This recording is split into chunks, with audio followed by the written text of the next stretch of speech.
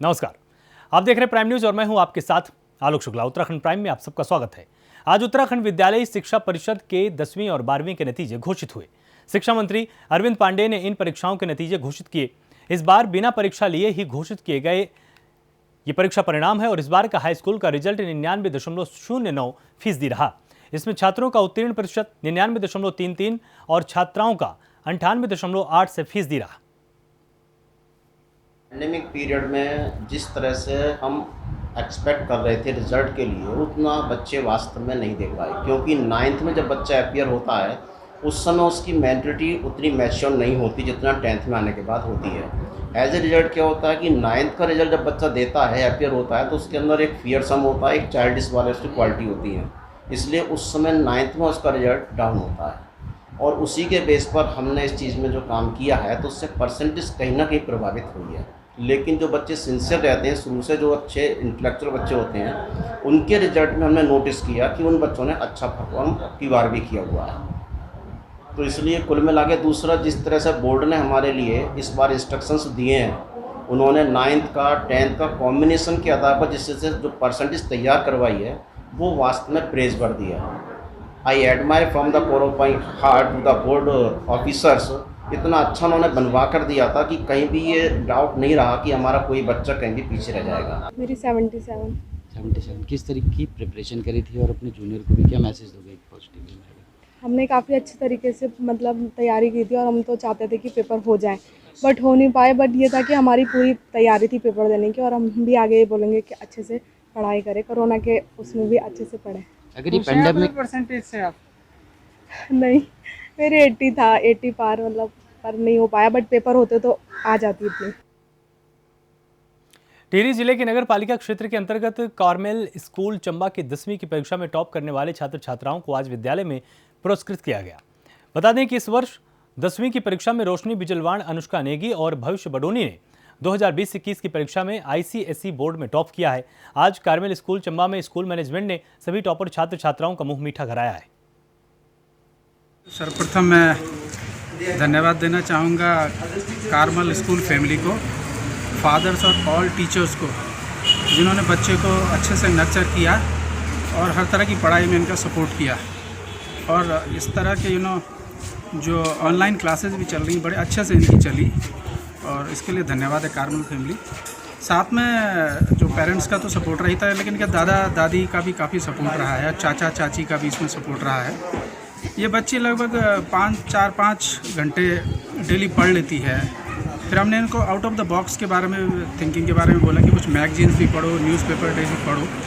तो इस तरह से थोड़ा सा इसका रुझान पढ़ाई के प्रति ठीक ठाक है। कोरोना काल में जब लॉकडाउन लगा था तो मैं 5 से 6 घंटे पढ़ लेती थी। आफ्टरनून तक हमारी स्कूल की क्लासेस चलती थी।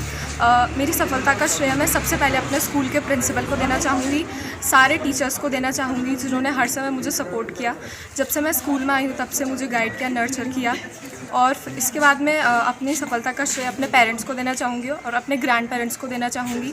उन्होंने भी मुझे बहुत हेल्प प्रोवाइड करी, हर चीज़ की उन्होंने मुझे कोई भी सारी फैसिलिटीज़ प्रोवाइड की और कोई भी कमी महसूस नहीं हुई। मैं ट्राई कर रही हूँ अभी तो फ़िलहाल तो इसी स्कूल से अपने 11th-12th की पढ़ाई कर रही हूँ, PCM लेके, और आगे सिविल सर्विसेज मैं ट्राई करूँगी अगर हो पाता है तो। और मैं अपनी सफलता का श्रेय सबसे पहले तो स्कूल मैनेजमेंट को देना चाहूँगी, जिन्होंने लॉकडाउन लगते ही सबसे पहले 1 हफ्ते में ही हमारी ऑनलाइन क्लासेस स्टार्ट कर दी थी, जिसकी वजह से हमें बहुत हेल्पफुल हुआ और काफ़ी सारी क्लासेस एक दिन में हम देखते थे। और फिर टीचर्स को, जिन्होंने बहुत अच्छे से हमें पढ़ाया ऑनलाइन क्लासेस में भी और ऑफलाइन में भी, और बिल्कुल डेडिकेटेड होकर पढ़ाया। और फिर अपने पेरेंट्स को और फैमिली को भी, जिन्होंने मुझे कोई भी कमी महसूस नहीं होने दी पूरे साल भर और पूरा मुझे ऐसे ही कहा कि पढ़ाई में ही फोकस लगाओ।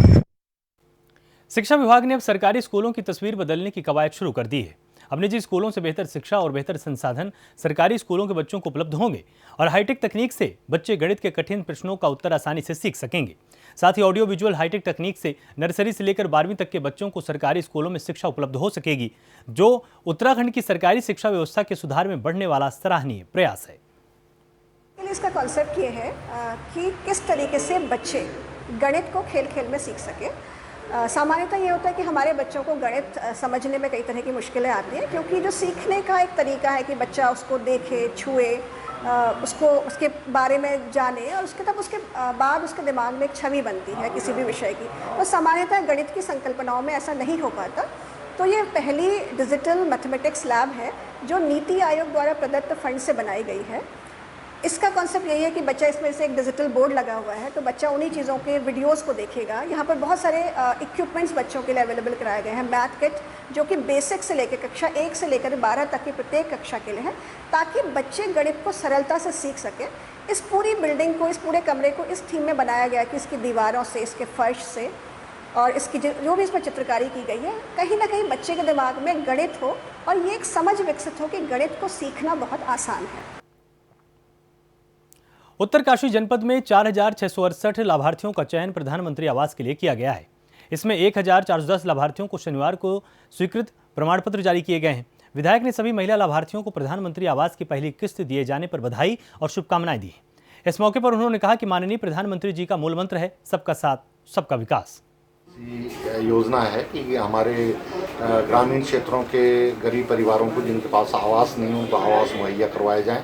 और मुझे खुशी है मेरे ज़िले में 4,668 लाभार्थी चयनित हुए, जिनमें से 1,410 को अब तक जो है आवास आवंटित हो चुके हैं। उनको पहली किस्त जो है दी जा चुकी है। शेष भी जो है जल्दी उनको प्रयास किया जाएगा। इसलिए मैं सभी लाभार्थियों को, आवास विहीनों को बहुत बहुत बधाई और शुभकामनाएं देना चाहता हूं और माननीय प्रधानमंत्री जी का, माननीय मुख्यमंत्री जी का बहुत बहुत आभार व्यक्त करना चाहता हूं। मुझे ये प्रधानमंत्री आवास पैसे मिले हैं, मैं इनसे घर बनाऊंगी। मेरा घर बिल्कुल भी टूटा हुआ था, आज का तो बरसात में बिल्कुल ऐसा पानी टपक रहा है कि बहुत परेशान हूँ। और मैं तो बधाई देना चाहती हूँ प्रधानमंत्री को कि आपने हमें ये पैसे देकर हम पे बहुत ही ज़्यादा वो किया। चिकित्सा स्वास्थ्य मंत्री डॉक्टर धन सिंह रावत ने हरिद्वार में RT-PCR लैब का लोकार्पण किया है। SDRF फंड से 4 करोड़ 25 लाख रुपए की लागत से RT-PCR लैब का निर्माण किया गया है।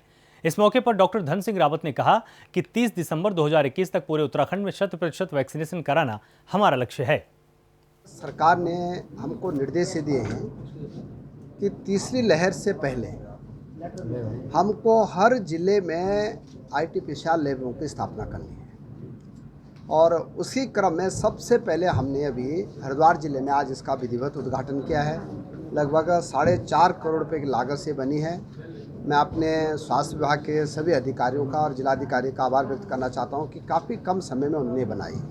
और उससे ज़्यादा मैं अभिनंदन करना चाहता हूं अपने प्रदेश अध्यक्ष जी का, जिनके अथक प्रयासों से ये जो है आज शुभारम्भ हुआ है। जहां तक स्वास्थ्य विभाग के बारे में आप लोगों का प्रश्न है, तो मैं कह सकता हूं कि 30 दिसंबर 2021 तक हम 100% जो है 18 वर्ष से ऊपर के लोगों का वैक्सीनेशन पूरा कर देंगे।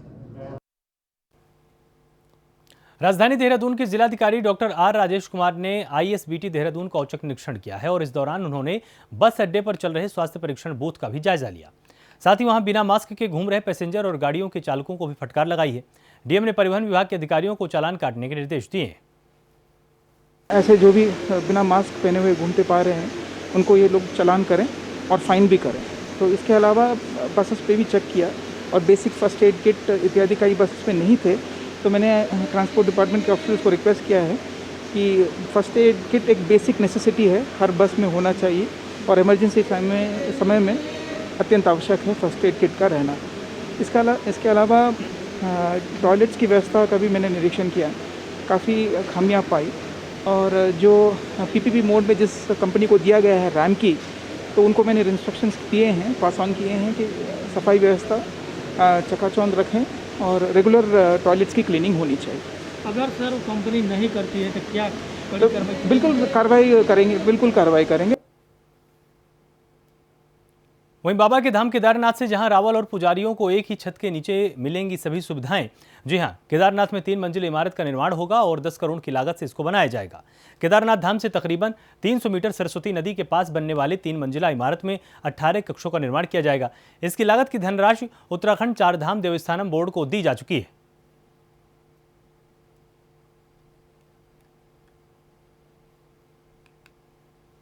उत्तराखंड प्रदेश में लगातार नशे के खिलाफ पुलिस के द्वारा अभियान चलाया जा रहा है। इसके तहत आज सहसपुर पुलिस को बड़ी कामयाबी मिली है। पुलिस ने 2 तस्करों को गिरफ्तार किया है, जिनके कब्जे से 150 ग्राम स्मैक बरामद की गई है। नशीले पदार्थ के साथ तस्करों के पास से एक ट्रक भी बरामद किया गया है।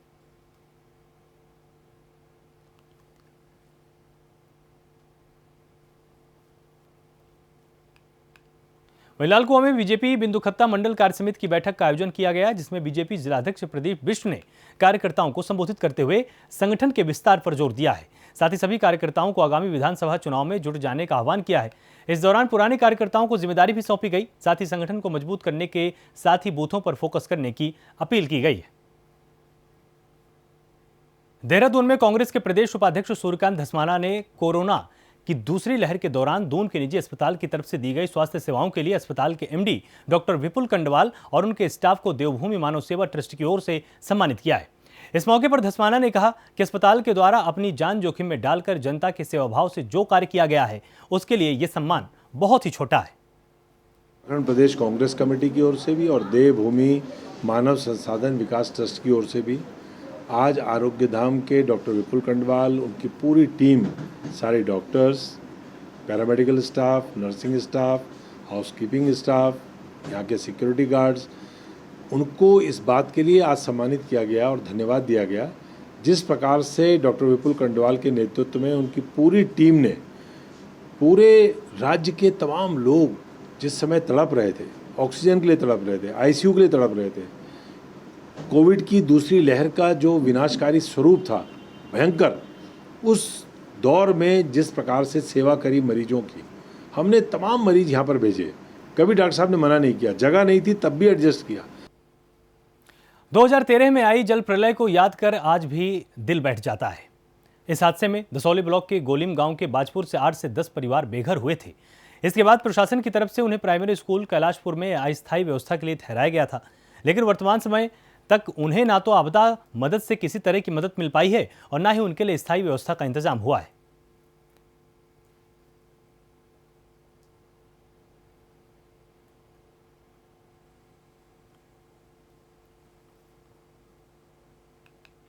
थराली देवाल मिनोली वाण मोटर मार्ग पर सड़कों में बने गड्ढों में जनता के पौधारोपण कर एक समस्या को नए ढंग से पेश किया गया है। विधायक मुन्नी देवी शाह की गाड़ी के आगे पौधारोपण कर स्थानीय समस्या से अवगत कराया गया है। स्थानीय लोगों ने बताया कि सड़क पर बने इन गड्ढों के कारण आए दिन दुर्घटनाएं होती हैं। प्रशासन को कई बार इसके बारे में बताया गया, लेकिन अभी तक हाल ज्यों के त्यों है। जनता के समझाने का नया तरीका यहां पर देखने को मिला है।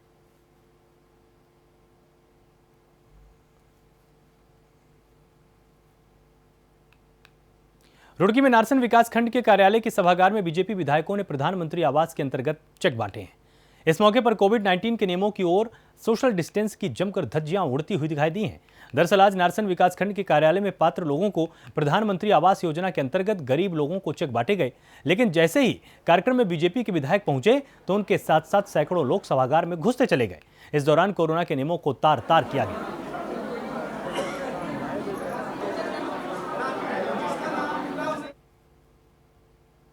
वहीं किच्छा में बिजली विभाग के खिलाफ प्रदर्शन देखने को मिला है। प्रदेश कांग्रेस प्रवक्ता और पूर्व दर्जा प्राप्त राज्य मंत्री डॉक्टर गणेश उपाध्याय ने विद्युत वितरण उपखंड कार्यालय किच्छा पहुंचकर दर्जनों ग्रामीणों के साथ विरोध प्रदर्शन किया। साथ ही ज्ञापन सौंपकर अपनी मांगों को रखा है। ज्ञापन सौंपते हुए डॉक्टर गणेश उपाध्याय ने अधीक्षण अभियंता रुद्रपुर से फोन पर बात करते हुए ग्रामीणों के बिजली बिलों को जल्द से जल्द ठीक करने की मांग की है। गोरी का अलग गांव, अब नया गांव गडरियाबाग बन गया है, जिन्हें 218 लोगों को पट्टे आवास हम ही लोगों ने, जब जिला परिषद सदस्य हम ही लोगों ने दिलवाए थे। दुर्भाग्यवश ये गरीब दिहाड़ी मजदूरी कर रहे हैं, बच्चे और बच्चों का निर्वाह प्रबंध करते हैं और बीपीएल कैटेगरी के लोग हैं। इनके किसी का बिल 2000, किसी का 6000, किसी का 7000 है। ये गरीब आदमी कहाँ से देगा भाई? ये गैरसैंण में पुलिस ने डाकघर से हुई 32 लाख रुपए की चोरी का खुलासा किया है। चोरी में शामिल 3 लोगों को गिरफ्तार किया गया है और चोरी की घटना में शामिल इन तीनों अभियुक्तों के पास से पुलिस ने 20 लाख रुपए की नकदी के साथ 2 मोटरसाइकिल, 3 मोबाइल और लैपटॉप बरामद किए।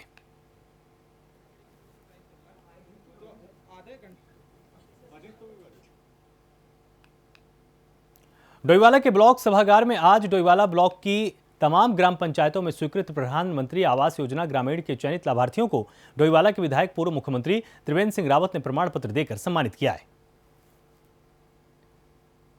कार्यक्रम में पूर्व मुख्यमंत्री और डोईवाला के विधायक त्रिवेंद्र सिंह रावत ने योजना को बेहद महत्वपूर्ण बताते हुए कहा कि राज्य और केंद्र सरकार जनहित में तेजी के साथ काम कर रही है और साथ ही योजनाओं से जोड़ने के लिए अधिकारी ईमानदारी के साथ काम करते हैं।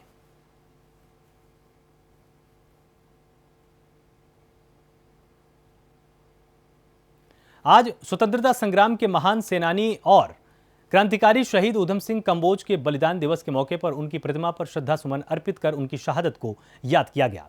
बता दें कि ये वही ऊधम सिंह है जिन्होंने जलियांवाला बाग कांड के समय पंजाब के गवर्नर जनरल रहे माइकल ओडायर को गोली मारकर मौत के घाट उतार दिया था।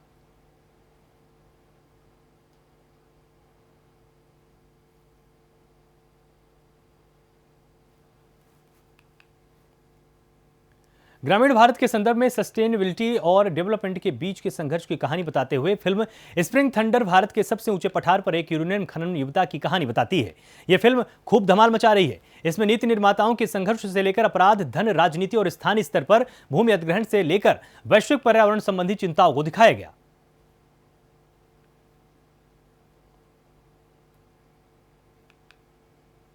चुनाव के करीब आते ही जहां एक और बीजेपी और कांग्रेस दोनों ही पार्टियां सक्रिय हो चुकी हैं, वहीं निर्दलीयों ने भी कमर कस ली है। भीमताल विधानसभा सीट से निर्दलीय विधायक राम सिंह कैड़ा का कहना है कि हमारे द्वारा क्षेत्र में जो भी विकास के कार्य किए गए उन कार्यों को लेकर जनता के बीच जाएंगे। भीमताल क्षेत्र में बिजली, पानी, सड़क और स्कूल कॉलेज की बिल्डिंग बनवाने के साथ ही जनहित से जुड़े कार्यों को बड़े स्तर पर किया गया है। क्षेत्र में कई गाँव ऐसे थे जो रोड विहीन थे, उन गाँव में मैंने रोड डाली है। मेरा चाहे ओखलकांडा ब्लॉक हो, धारी हो, रामगढ़ हो, भीमताल हो, सब जगह मैंने जिन जिन गाँव में रोड नहीं थी वहाँ पर रोड पहुँचाने का काम किया। और मैंने पहाड़ों में किसानों की हर समस्या का समाधान करने का प्रयास किया। और मैंने जहाँ पर स्कूलों के भवन नहीं थे, हर स्कूल में भवन दिलवाने के लिए शासन के सम्मुख बात रखी और हर स्कूल की भवन को मैंने स्वीकृत कराया है। और डिग्री कॉलेज के मेरी भीमताल विधानसभा में 2 डिग्री कॉलेज थे, दोनों किराए के भवन पर चल रहे थे और मैंने दोनों भवनों के लिए पैसा स्वीकृत करा करके एक डिग्री कॉलेज मैंने भवन में शिफ्ट करा दिया है। उत्तराखंड प्राइम में फिलहाल इतने। आप लगातार जुड़े रहिए प्राइम न्यूज़ के साथ। नमस्कार।